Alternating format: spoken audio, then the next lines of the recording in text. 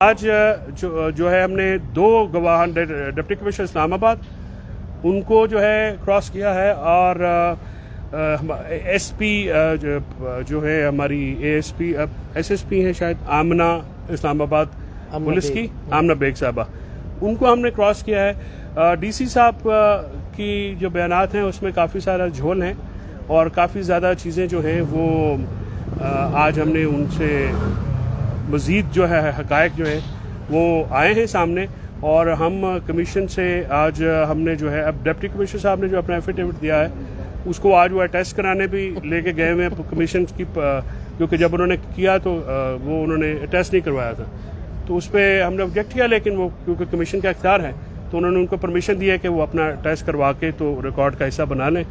تو آج جیسے پروسیڈنگز آ رہی ہیں ان سے ہم کافی حد تک اس بات پہ قائل ہوں میں کہ اس ہفتے میں آنے والے 1-2 دنوں میں ہم جو ہے یہ کیس کو کسی طرف نپٹا دیں گے، اور اس کے بعد ہمارا ایویڈنس جو ہے وہ لمبا چوڑا نہیں ہے، ہمارا لمبا جو ایویڈنس ہے وہ اسٹیٹمنٹس 2-4 لوگوں کی ہیں وہ ہم پروڈیوس کریں گے، اور اس کے بعد جو ایویڈنس ہے میڈیا کے آپ کے کلپس اور وہ سارے وہی ہم پیش کریں گے۔ تو آج کے لیے تو اتنا ہی ہے، بیکاز مجھے سپریم کورٹ میں حاضری دینی ہے، تو میں آپ کو ڈاکٹر شیریں مزاری صاحبہ کے ساتھ جو ہے وہ بات کرنے کے لیے میں آپ سے اجازت چاہوں گا۔ بہت شکریہ۔ بسم اللہ الرحمن الرحیم۔ اب واضح جیسے جیسے وٹنسز آ رہے ہیں واضح ہوتا جا رہا ہے کہ یہ سارا جعلی کیس بنایا گیا، اور میں یہ بھی بتا دوں کل میں خود والنٹیرلی میں نے ایس پنجاب کو کہا کہ میں آ کے آپ کو ڈاکیومنٹس دیتی ہوں، آپ نے تو ہمیں کوئی انوالو نہیں کیا تھا۔ ہم Multan bench of the Lahore high court گئے تھے، ادھر ہم نے ریکویسٹ کی تھی کہ ہمیں اس کیس میں انوالو کریں انویسٹیگیشن میں، تاکہ ہم سارے ڈاکیومنٹیشن اور وہ ان کو دیں، سپریم کورٹ کے فیصلے، لاہور ہائی کورٹ کے فیصلے جو 1974 سے لے کے 86 تک ہوتے رہے ہیں ہمارے حق میں۔ تو کل میں گئی تھی اور میں نے سارے ایویڈنسز کویسچن آنسر کیے، پورے 2 گھنٹے بیٹھ کے ایس کی انویسٹیگیشن کمیٹی انہوں نے پھر سے اوپن کیا ہے، کیونکہ لاہور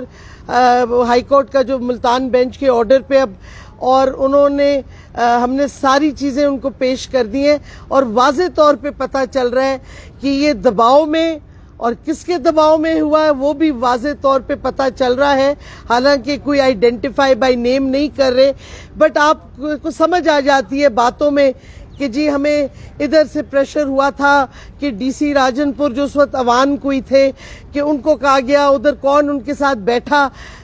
خفیہ طور پہ کروایا گیا، پھر لاہور میں کیا ہوا ڈی جی خان میں۔ تو یہ پوری ایک بڑی انٹرسٹنگ کنسپیریسی، اور آپ کہہ لیں کہ ڈیلیبریٹلی ایک فیک کیس کانسٹیٹیوٹ کرنے کا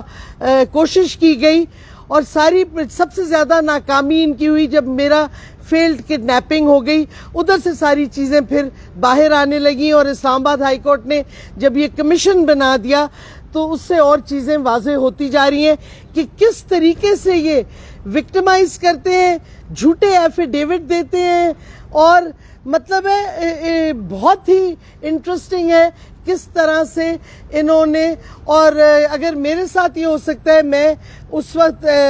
کیا کہتے پی ٹی آئی کی لیڈرشپ میں ہوں، ہم ایم این اے سے ریزائن ریسنٹلی کیا تھا اس وقت، اور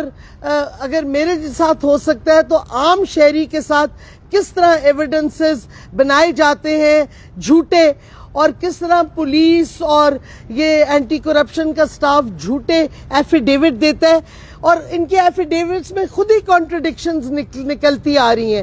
کیونکہ ان کے بیانات خود ہی ٹیلی نہیں کر رہے، اور یہ بڑی جب ختم ہوگا سارا بعد میں آ جائے گا کس طریقے سے جھوٹ بولا گیا۔ انہوں نے ایفیڈیوٹ میں لکھا جی ہم نے لیگل پروسیجر ختم نہیں کیا کیونکہ ہمیں ڈر تھا کہ لوگ بہت جمع ہو گئے پولیس تھانے میں، تو اس واسطے ہم نے کہا لیگل پروسیجر ہی نہ کرو، بیسکلی یہ میسج دے رہے تھے۔ پھر کسی نے کہا جی پمز میں ان کا ایگزامینیشن ہم نے سڑک پہ کرایا پمز کے باہر،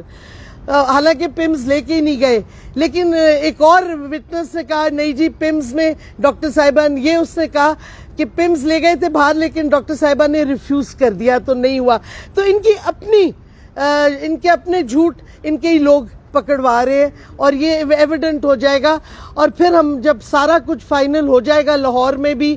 اور ادھر کمیشن کا بھی, پھر ہم دیکھیں گے کس کس کو سو کریں فار ڈیمیجز, کس کس کو کڈنیپنگ کے چارجز لگا کے سو کریں, کیونکہ یہ بات چھوڑنی نہیں ہے میں نے. ٹھیک ہے, بہت شکریہ میم, تھینک یو.